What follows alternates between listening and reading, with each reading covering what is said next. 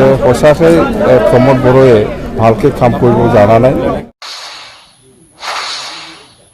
চেৰিমনিয়েল programme ইয়াত আমি উপস্থিত হ'বলৈ পাই খুব ভাল লাগিছে।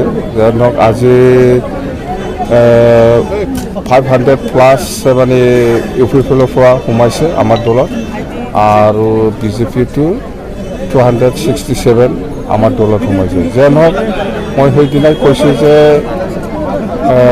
বি পি এফে চৰকাৰ নাথাকা স্বত্তেও আজিৰ দিনত ইউ পি পিৰ পৰা যে ইমান আমাৰ দলত সোমাই আছে এইটো মই আচৰিত লাগি আছোঁ।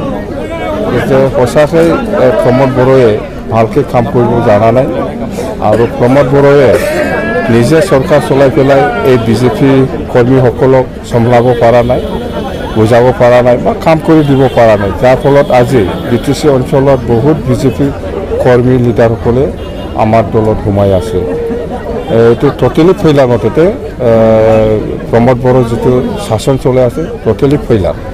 যাৰ ফলত আজি মানে প্ৰত্যেকটা মিটিঙতে ইউ পি পি এলো সোমায়, বিজেপিও সোমায়, মানে কম্পিটিশ্যন নিচিনা হৈ আছে দুটা দলটো।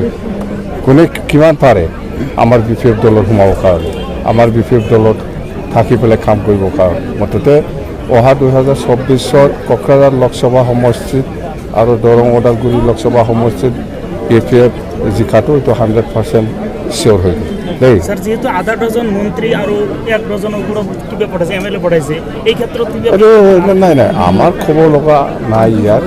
কিমানজন মন্ত্ৰী সোমায়, কিমানজন এমএলএ সোমায়, কিমানজন লিডাৰ সোমায়, আমাৰ ইয়াত খবৰ লগা একো নাই। মই একো কমেণ্ট নিদিওঁ। মুঠতে চবৰে অধিকাৰ আছে নিজৰ দলটো মজবুত কৰাৰ ক্ষেত্ৰত যিকোনো মানে পলিচি ব্যৱহাৰ কৰিব পাৰে চব দলে। এইটো নেশ্যনেল দল হয়, বিজেপিয়ে, কংগ্ৰেছো নেশ্যনেল দল হয়, আমিতো আঞ্চলিকবাদী দল। আমাৰতো আমি এতিয়া দিছপুৰ পলিটিক্সতো নাই, দিল্লী পলিটিক্সতো নাই। আমি এতিয়া বি টি চিত কেনেকৈ প্ৰমোদ বড়োকে হটাব লাগে আৰু বি টি চি বাচাব লাগে তাৰ কাৰণেহে আমি লাগি আছোঁ। মুখ্যমন্ত্ৰীয়ে মুকলি আহ্বান জনাইছে, কি কয়? নাই এইটো চেম ছাৰে কি কৈছে কোৱা নাই। সেই এনেকুৱা শুনিছোঁ মই কৈছে বুলি। মুঠতে এইটো দলত আলোচনা হ'ব আমাৰ দেই। আজিৰ পৰা দুৰ্গা পূজা কি কৈছে? আজিৰ পৰা দুৰ্গা পূজা মানে অহাকালিৰ পৰাহে দুৰ্গা পূজা। আজি জাষ্ট মণ্ডপ অপেনিং কৰিছোঁ মই। মুঠতে বি টি চি বাকী ৰাইজৰ হৈ পেলাই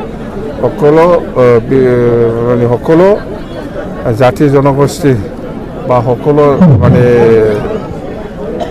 যিসকল দুৰ্গা পূজা পালন কৰিবলৈ গৈ আছে অহাকালিৰ পৰা, আমি বি পি এফ দলৰ হৈ পেলাই শুভেচ্ছা থাকিম দেই। Thank U.